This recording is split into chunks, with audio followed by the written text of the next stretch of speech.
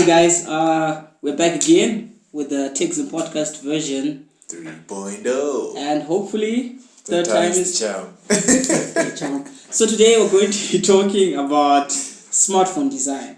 So we'll look at a couple of things, what happened in 2017, what happened in 2018, what do we think is going to happen in 2019, the coming year, and we'll look at some devices like the Note 9, the Vivo X, the Find X rather, the Vivo Nex, and other things like that.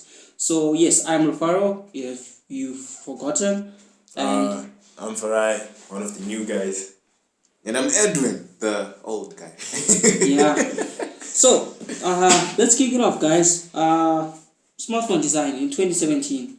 What were the highlights and what were the real low points?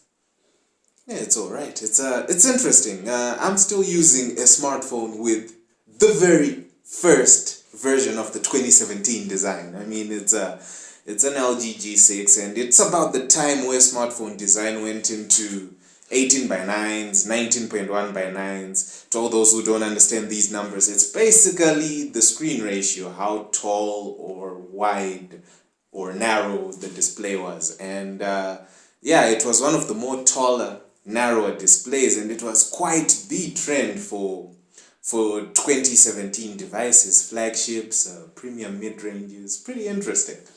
Yeah, and unfortunately, or I guess maybe fortunate, I'm still using, a typical phone with huge bezels, top and bottom, and good old-fashioned fingerprint scanner in the middle, and flanked by two capacitive touch, buttons left and right.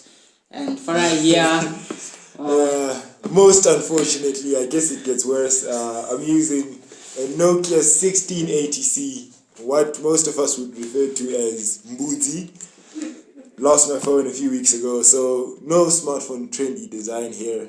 Bare bones, guys, bare bones. So like what Ed was saying, he has the first version of kind of the new design of smartphones where things start to become narrower and taller. Yeah. And towards the end of the year of 2017, this new thing just came up. So the other day I was talking to Ed, I was like, phones these days look like my screen protector, right? So you have your screen guard, and right at the top, they can't put the glass over your camera and the sensors, so they cut it in, and then it has that notch, and now people are buying phones with a notch. I'm not a big fan of the notch.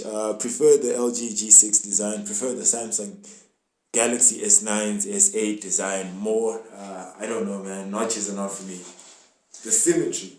Yeah, I mean, notches, and it's surprising when you look at this notch game. I mean, it did actually start somewhere around 2017 there with the Essential, but it got mainstream, and it got mainstream to the point that we now see people finessing those notches, making them look fancy. I mean, Oppo is giving us some teardrops on their F-series smartphones. You have some guys who are putting some iris scanners. I think it's Xiaomi, the Mi 8, putting some iris scanners on some sort of stuff in their notches. And, manufacturers took it as the trend of 2018 to throw in a notch.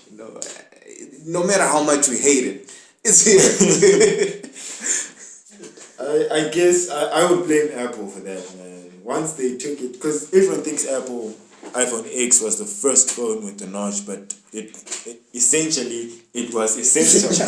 No pun intended. But yeah, it was the essential, and once Apple did the same thing, everyone took it to the extreme, and I'm not a fan. I am not a fan at all. So is it that the iPhone was feeling the heat from Samsung and the other manufacturers, that they were like, you know what, for our next 10th anniversary phone, we have to do something radical? Because, I mean, the iPhone 8 and 8 Plus, they didn't sell well. Yeah. People are like, I would rather stay with my iPhone 7 and 7 Plus, or if I have the money, I'll just jump to the iPhone X. So was it the pressure, or is it something that they had already thought about? Like what you're saying, people then say, oh, actually Apple started it, or no, actually Apple copied Essential, but then you're like, Did they really just wake up and 3 months down the line they're like, we're gonna engineer something that has been out recently? So it's interesting. I think it's a bit of a conspiracy, you know? Like, I'm thinking, if you look at bezel-less smartphones, when the bezel-less craze started, it really began with like the sharp apples, like back in 2015, when they made that smartphone with no bezels on the top and the sides, and then just a bit of a chin at the bottom, trying to push the boundaries of smartphone display. It's something that such a small company like Sharp decided to do so that they could differentiate themselves from the rest of the mainstream smartphones that are out there. You know, try and get a bit of some attention to them. And it feels like it's the same thing that's going on with a lot of Chinese brands. These Chinese brands seem like they're the ones that are trying to push barriers of design. And then the big established brands relax for a minute, see the uptake of those new design cues. And if they work, they roll with them. And because they're big, they have influence, it then feels like, you know, they're the ones that started it, when actually it's the little guys that did. So I mean, you can look right now at the Oppo Find X and the Vivo Nex. They've decided to eliminate the notch. They're like, yeah, why not? Let's throw it away. And I'm like, yeah, that's how we roll. That's how you design a phone. And then they introduce these concepts where you have a camera that retracts and whatnot.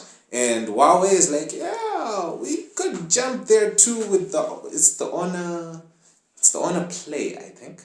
I think it's the next generation Honor Play, but they say it's gonna be a slide phone with no bezels.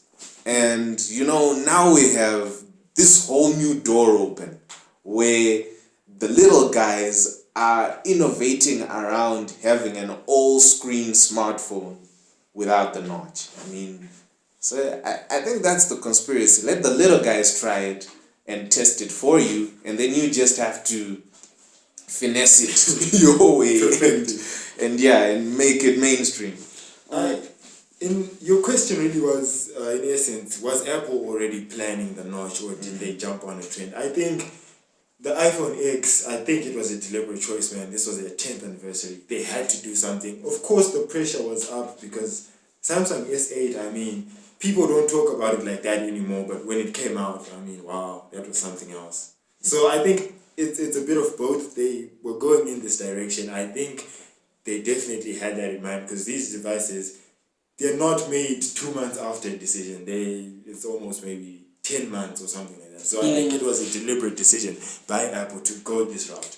Yeah. So 2018 has been the year of notches. Everywhere, every phone that's coming out. Samsung. Samsung. So that's where I'm getting to, right? It seems like Samsung is the only one that's like, no, I'm putting my foot down. I'm not going to put a notch.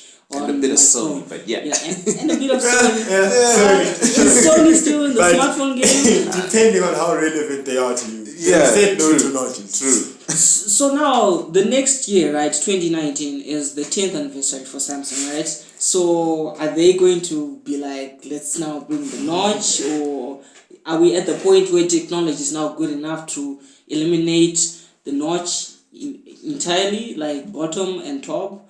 Because some phones are even coming up with concepts where you have a device with a notch at the top, at the bottom, and other people are like, oh, why not have 4 notches, you know, top, bottom, left, right. I saw a Lenovo, I think it was a Lenovo with the notch at the top and the bottom. And there's also the ZTE. It's good for symmetry, but it's even uglier than the single notch, to me at least. I don't know. I don't know about you, Ed, but for me, that's not it. So what are your predictions, like, for 2019? Do you think Samsung is going to bring a notch, or are they going to stick to their guns and just have that S8? They're going to do something special, definitely. Maybe we're going to get to see the foldable phone. We've been talking about foldable phones, I think, for as far back as 2013. We might see a debut now. Rumors are saying under display fingerprint sensor, which is of course not a new thing, but best believe once Samsung does it, it's going to be mainstream and everyone is going to be like, wow, Samsung did it first, that kind of thing. For consumers who are not like geeks or who are not in the know. So I think they're going to do something special, but it's hard to know if they're going to integrate a notch because they've been so anti-notch all along. So my guess would be under display, fingerprint sensor, and foldable design finally. Yeah, I think I would have to share his sentiments. Samsung is a bit unpredictable. I mean, you never really can guess what they're gonna bring next. They did that to us with the Note. Like you don't even know what's gonna come, but it just comes. So I would say best bet will be on that ultrasonic fingerprints sensor that they're gonna integrate under the screen if the rumors are true, and yeah, the foldable part is a possibility. I mean, yeah, It's tricky. they're gonna have to try and do something that hasn't been done, or something that has been done but has not really taken off. They're gonna have to do something of that sort, and probably that's what we can expect. So often with innovations like that, the in fingerprint display, or what the iPhone X did with they're bending the glass so that they've got a small bezel at the bottom of the phone. Unlike Android phones, they don't really have that because it's expensive. So all those design choices end up with causing the smartphone price to go up. You're bounding the $1,000. You're even going above with the Note 9. It's not starting, but like you can get it for like $1,200, right? If you're outside, that's US dollars. If you're in Zimbabwe, the price skyrockets. But then again, at the same time, they're the small people, who are like, well, we can make a phone that has 90% of all the features and will give you at like 30% of the price. Case in point, the newly announced the Poco phone, from Xiaomi. And you're like, what, $300 for a phone with the latest processor, enough RAM, enough, storage, a decent display, decent cameras, and new OS and all those things. Do I really need to pay that $1,000? Where then can you justify your design? Or is it now just about brand where you're like, well, I like iPhone, so I'm willing to pay X amount for that?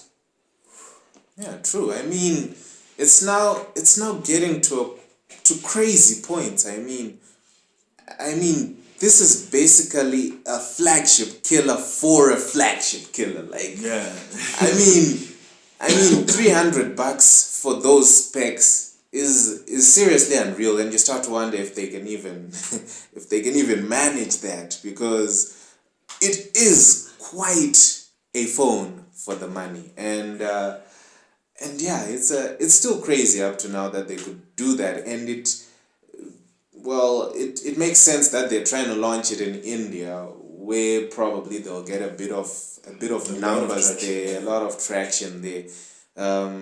But I think it's gonna be a brand loyalty thing at the end of the day. Like, they will sell because of the very competitive price point.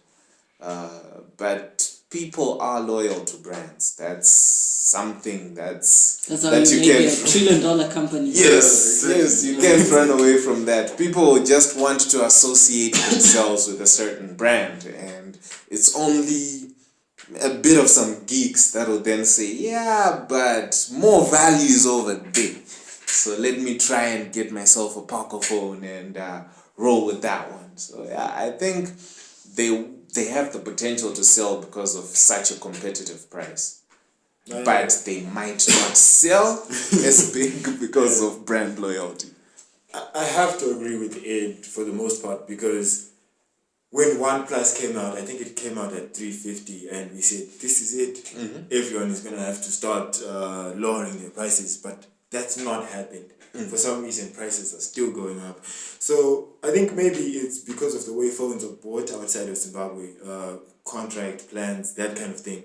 It means you're not necessarily spending 1,000 cash Straight up, like you have to when you're here. So It's interesting. I think the Poco phone is great. You're getting the same specs as a Note 9, if I'm not mistaken, in terms of processor. But for like a quarter of the price or something like that. So it's crazy, and you would think common sense would tell you go for the Poco phone. But then these things, it's not really about common sense. It's about what you desire, what you like, your workflow. So I don't think prices are going down anytime soon. Alright, so let's bring the discussion back home now in closing. Like, we've got players in Zimbabwe like GTEL, and ITEL recently made a move for the Zimbabwean market. We've got Techno as well. Like, how are they doing anything special in terms of design, in terms of their price point? Like, I saw the G2, was it X7 Plus? Yeah. Yes. Oh, The it's- iPhone clone? oh, it's more of, No offense, G2. I do not want to say that, but like, oh, it's more No of, you know, offense, G2. copy paste, like, the bigger It's- brands are doing that, so let's just do The it. execution is nice. I think the execution is nice. It went above what I expected, what I normally expected from G2. The only thing is, it looks so much like an iPhone, so it might put some people away. But I think the thing with G2 and these other brands is they have to copy these guys. I think they have to, because they're not marketing these phones. They don't have the marketing budgets of not even saying an iPhone, a Xiaomi. They don't have the OnePlus's marketing strength. So I think they have to copy the iPhone. I don't begrudge them for that. Would I use it? Ooh, it's tricky, but I think the newest phone, the X7 Plus, is quite brilliant. Yeah. I mean, local brands, you tend to want to also know who they are trying to target. I mean, you look at GTEL, you look at ITEL, Techno. I mean, those phones are basically Afrocentric because they understand the dynamics that are in Africa. And even their execution towards those devices, you'll see that they're targeting a more pocket-friendly device. They're targeting the person who is balling on a budget, and so Compromises have to be made. yeah, compromises have to be made. So they are really decent brands, all of them. They might not exactly compete with mainstream brands that are out there, but it depends if your pocket can also compete with mainstream brand prices. Yeah. If you can handle that, then yeah, you can go there. But these guys are doing big things for the African market because they understand it, and yeah, I guess you get what you deserve, I guess. And a point to add on to that is, I guess what most people don't understand is iPhone has to employ designers at software level, hardware level, research and distribution and whatnot. So the price reflects in their device because they're putting so much work into it. Whereas these guys, we're saying they have an iPhone clone, once again, no offense, but that means they didn't have to pay designers, they let iPhone do it for them. Software, they're getting it from Android, that kind of thing. So in terms of costs, it's always going to be a low price because they're also shelling out less than the iPhones and whatnot. So it just depends on, as a consumer, can you live with an iPhone clone? Do you not mind? Cool. And for them, they live within their means as a company. So I guess it makes sense. Interesting. Well, it's gonna be interesting to see what the rest of 2018 has in store for us. So right now there's the IFA, the Consumer Electronics show that's happening in Berlin right now in Germany. Yeah. And then soon after there's going to be the Apple event, so new iPhone, iPhones are coming out, new iPads hopefully, and smartwatches and things like that. So a lot to discuss about, and we hope you stay tuned into our podcast as we cover all these different topics ranging from smartphones, Local news. Everything, basically everything. Everything. and then you go black. It's overwhelming. So thank you for listening, and I'm Rufaro signing off. Alright, peace. Edwin, I'll catch you in the videos. Well, that wasn't fair.